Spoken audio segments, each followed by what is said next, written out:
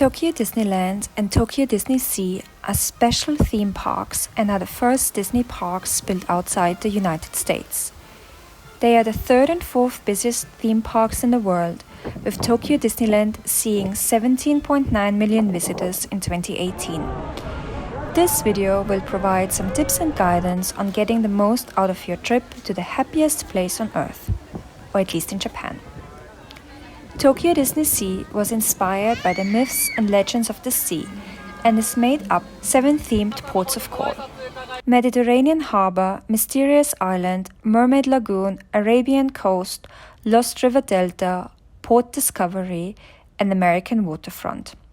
If you want to learn how to get the most out of your visit, hack your day, and learn about the best rides in 2023, as voted by adults and kids, stick around.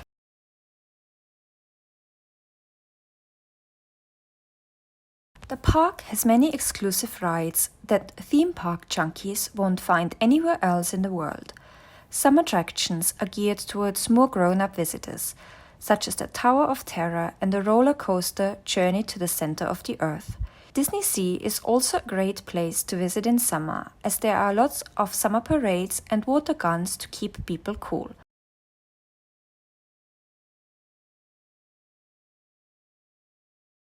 The park addresses the Japanese visitors' strong interest in good food by providing a wider selection of table service restaurants and more balanced meal options than Tokyo Disneyland, and by serving alcoholic beverages, which are unavailable at the neighboring park.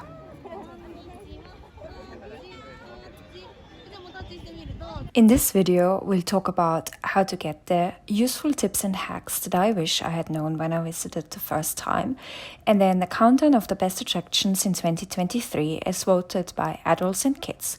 So stick around or skip forward to the relevant section. Smash that subscribe button to Coco My Japan Diary. Public transport is the best and easiest option to get to the park from the Tokyo area.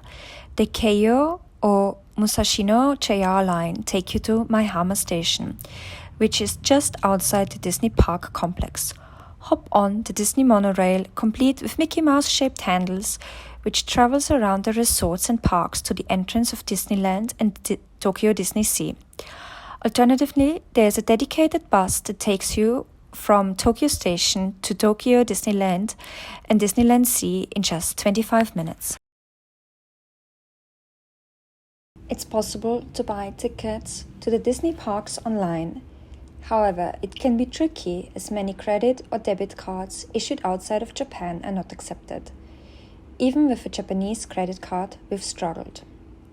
If you have trouble buying tickets online, you can purchase tickets in person at selected Disney stores, some major convenience stores, major travel agencies in Japan, and the JR ticket windows.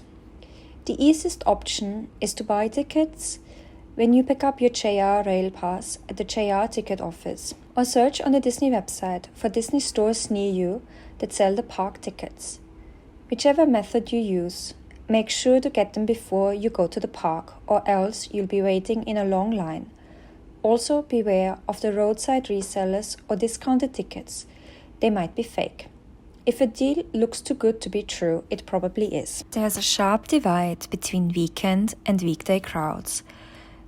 Think of Disneyland as akin to holidays at Walt Disney World or Disneyland. Japan's parks are less tourist destinations and draw more of a local audience, which means people visit when their normal lives allow for it. And that's, for example, on the weekends. Add to that fact that the parks are a short ride away from one of the most populous cities on Earth. In addition to people from Tokyo and other major cities in Japan, which are just a train ride away for a weekend getaway to Tokyo Disney Resort, you'll spend a lot of time on your phone, taking pictures, navigating, being on the Disney app, or surfing the internet while waiting in line. Make sure your phone is fully charged and bring a power bank as a backup. Alternatively, there are power banks by the toilets which you can rent for a small fee. You'll be able to book restaurants and shows from that time you are geolocated in the park on the app, as soon as you arrive in the park. Otherwise, you'll miss out or have to wait in long lines. Recommendation: The musical show comes highly recommended. Sadly, we didn't make it.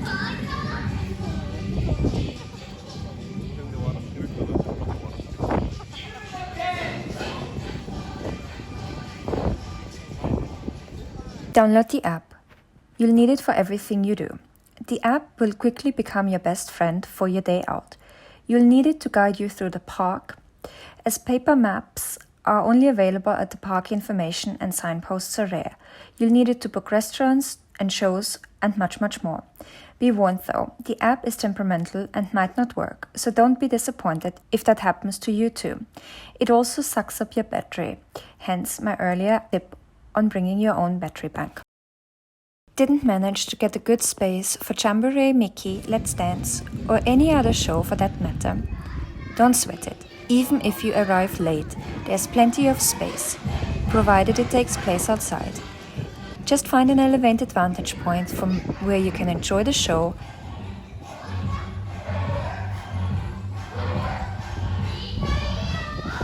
This one links nicely with the previous one. You want to enjoy your time at the park to the fullest and not sit waiting for shows to begin. Book your dinner at Café Portofino and you'll get a prime spot to enjoy Believe, Sea of Dreams, or any other evening show as the names change frequently. Book dinner for 6:30 p.m. as the show starts at 7:20 p.m. Be sure to get into the left-hand side queue. Sit on the left-hand side of the restaurant, as the back of the restaurant offers nice views of the show, allowing you to watch it comfortably while not missing out on dinner.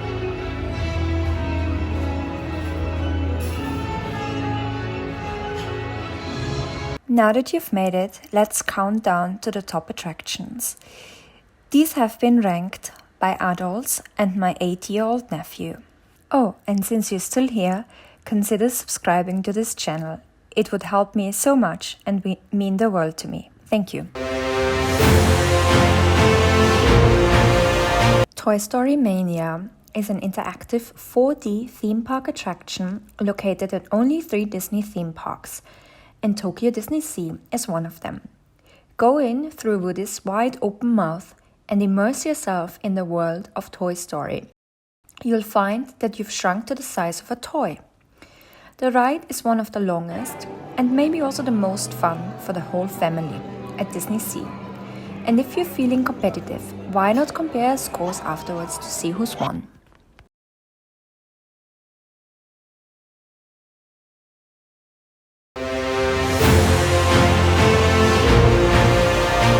Journey to the Center of the Earth is one of the must-do attractions in the park and possibly the most thrilling.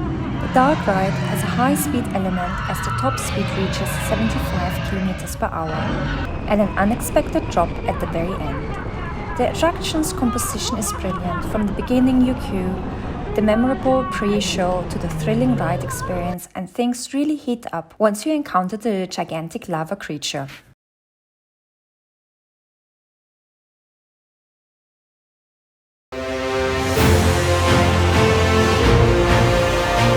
Drumroll for number 1, Indiana Jones. Based on the Indiana Jones film series, you'll be whisked through a dangerous subterranean lost temple on a turbulent quest aboard a military troop transport vehicle.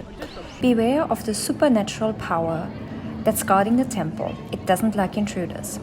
A fun adventure that will let your heart stop once or twice, and has been voted number 1 due to the special effects and enjoyability of the ride, and maybe a bit of reminiscence of childhood memories.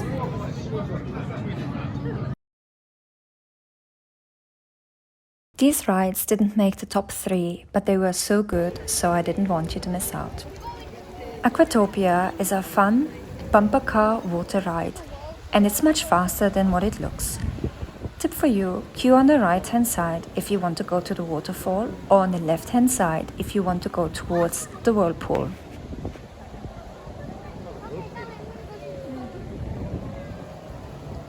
Tower of Terror at the American waterfront sounds much scarier than what it actually is. Even my 8-year-old nephew had so much fun he went twice.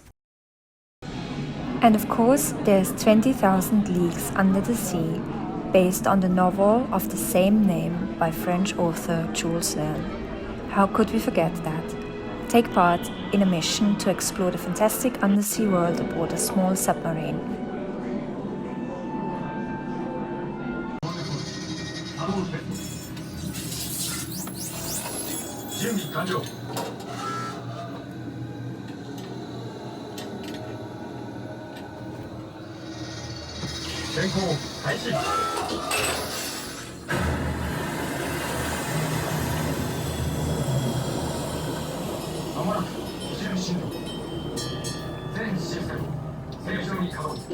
Thank you so much for watching and sticking with me until the end. I hope you've enjoyed this video. If you did, hit the subscribe button, like it, share it with your friends and family, and come back for the next one. Until then, ciao mata!